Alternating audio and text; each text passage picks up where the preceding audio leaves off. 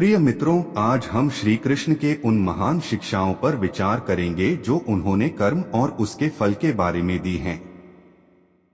हमारे जीवन का हर कार्य एक बीज की तरह है जो हम बोते हैं। ये बीज भविष्य में फल बनकर हमारे पास लौटते हैं।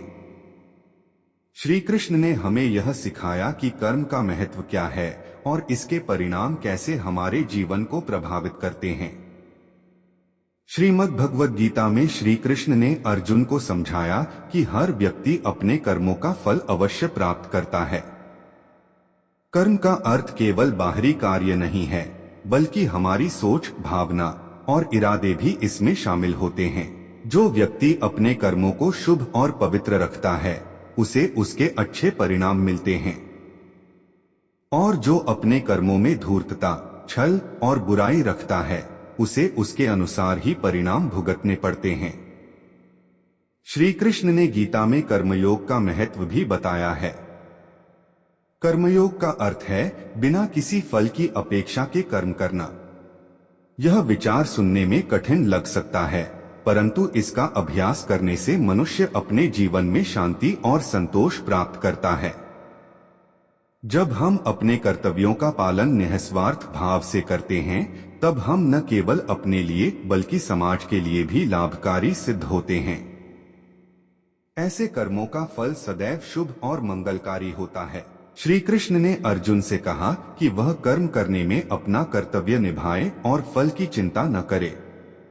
कर्मण्येवाधिकारस्ते मा फलेषु कदाचन, अर्थात तुम्हारा अधिकार केवल कर्म करने में है, फल में नहीं। इसका अर्थ यह नहीं है कि हम अपने कर्मों के परिणाम की चिंता बिल्कुल न करें, बल्कि यह है कि हमें अपने कर्म को पूरी निष्ठा और समर्पण से करना चाहिए और उसके परिणाम की चिंता भगवान पर छोड़ देनी चाहिए।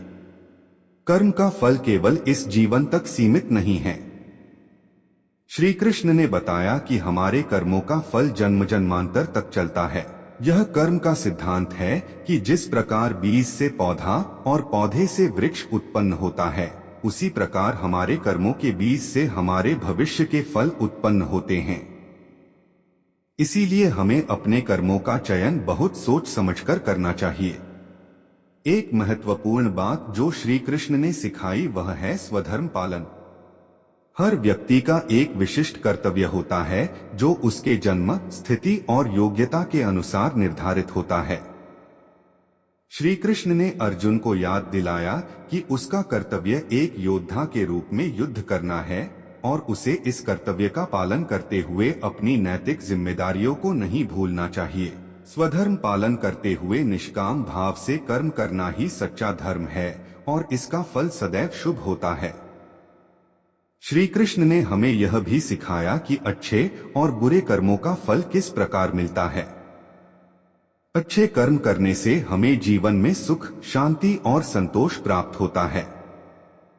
अच्छे कर्म हमारे आत्मा को शुद्ध करते हैं और हमें ईश्वर के निकट लाते हैं, जबकि बुरे कर्म हमारे मन और आत्मा को दूषित करते हैं और हमारे जीवन में दुख, अशांति और असंतोष लाते हैं। इसलिए हमें सदैव शुभ और नैतिक कर्म करने का प्रयास करना चाहिए। श्री कृष्ण ने कहा कि यदि व्यक्ति अपने कर्मों के प्रति जागरूक रहे और सदैव धर्म का पालन करे, तो उसे अवश्य ही अच्छे फल मिलेंगे। यह जागरूकता केवल बाहरी कर्मों तक सीमित नहीं है, बल्कि हमारे मन, वचन और विचारों में भी होनी चाहिए। जब हमारे विचार, वचन और कर्म शुद्ध और नैतिक होंगे, तभी हम सच्चे अर्थों में धर्म का पालन कर पाएंगे और इसके फलस्वरूप हमें जीवन में सुख, शांति और संतोष प्राप्त होगा। एक और महत्वपूर्ण पहलू जो श्री कृष्ण ने बताया वह है कर्म और भाग्य का संबंध। बहुत से लोग मानते हैं कि भाग्य ही सब कुछ निर्धारित करता है और हम अपने कर्मों से कुछ भी नहीं बदल सकते, परंतु श्री कृष्ण ने इसे गलत ठहराया। उन्होंने कहा कि हमारा वर्तमान कर्म ही हमारा भविष्य का भाग्य बनाता है। यदि हम आज अच्छे कर्म करेंगे तो हमारा भविष्य भी उज्जवल होगा।